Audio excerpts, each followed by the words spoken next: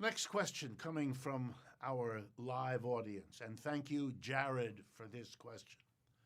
As a college freshman, what do you think the economic outlook could evolve over the next 4 to 5 years? And what would that mean for people graduating? Good, honest question. Thank you. I wonder about it myself, but I can see that it has special meaning for young people like yourself entering college and wondering what will be there for them when they've graduated, learned all that you can learn in 4 years of college, and present yourself for a job. Well, there are many ways to answer this question, but I'm going to use it as a way to make a point that cannot be said too often. At this point, here in the United States, probably the single most important part of answering your question has to do with artificial intelligence. Think of artificial intelligence as a new wave of technical change. It's kind of the fulfillment of what was begun by the computer, what was developed further by the computerized laborer, the robot, and now finally by artificial intelligence and all that it makes possible. And most of what it makes possible is giving to machines the work to do that used to be done by people. And the question is, how is capitalism, our economic system, going to handle artificial intelligence? Here's one scenario of how capitalism will handle artificial intelligence, and you'll see that it answers your question about your future when you come out of college. Many capitalists will install artificial intelligence in their computerized system in order to make more profits. What does that mean? It means that if a machine can double how productive workers are, that the capitalist will lay off, fire half of the workforce and replace them with machines. Why? Because with half the workers and machines that are now doubly productive because of artificial intelligence, he'll have the same amount of goods to sell, make the same amount of money, but now instead of paying half the workers as he used to do, he keeps that money for himself. Therefore, his profits go way up. He will install artificial intelligence, make greatly new profits, and the side effect will be half his workforce will have no jobs. If that happens, and if that happens broadly across the economy, then many of the kinds of jobs currently filled by new graduates of colleges and universities will not be there because they will be either gone as jobs or they will be taken by the desperate half of the workforce laid off when employers installed artificial intelligence.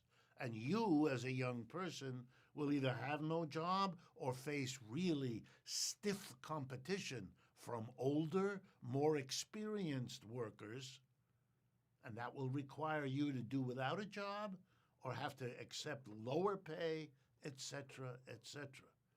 If capitalists do what I just described, and there are many who believe that that's already happening and will continue to happen, then the honest answer to your question is you are going to be in a tough economic environment.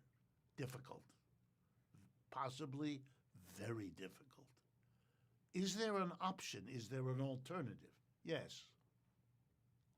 If there were a powerful movement in the United States, perhaps led by labor unions, and when I say labor unions, I'm thinking, for example, of the United Auto Workers, who recently had a strike against 3 big U.S.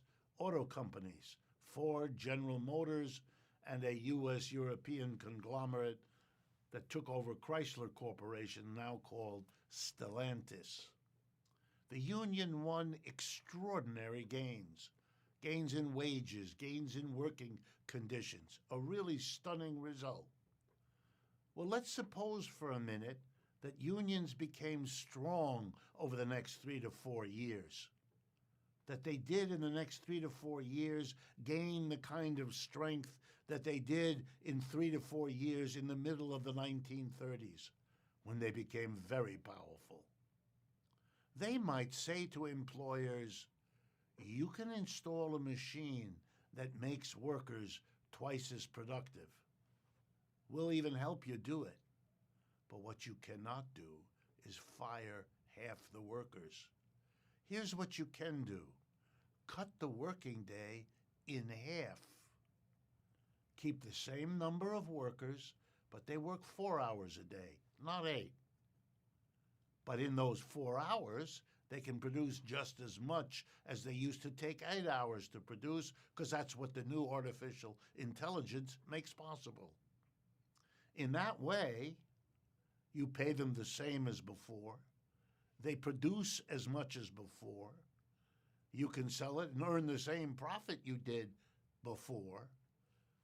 But the winner, the beneficiary of the new artificial intelligence, will be workers who now have 4 hours a day of leisure that they never had before.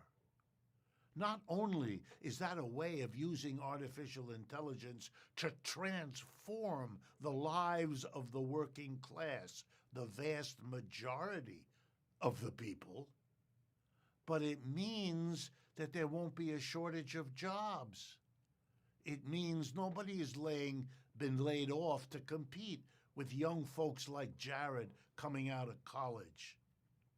And it means that the person coming out of college will be looking at 4-hour work days, not 8-hour work days, and thereby able to indulge their interests in music, in art, in their personal relationships, in their family life, and so on. Would be much better for the vast majority of the people.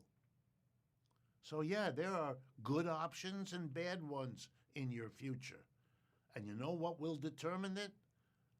The power of capitalists to use technology like artificial intelligence to boost their profits versus a labor movement and a movement of young people saying that's not what's best for the majority.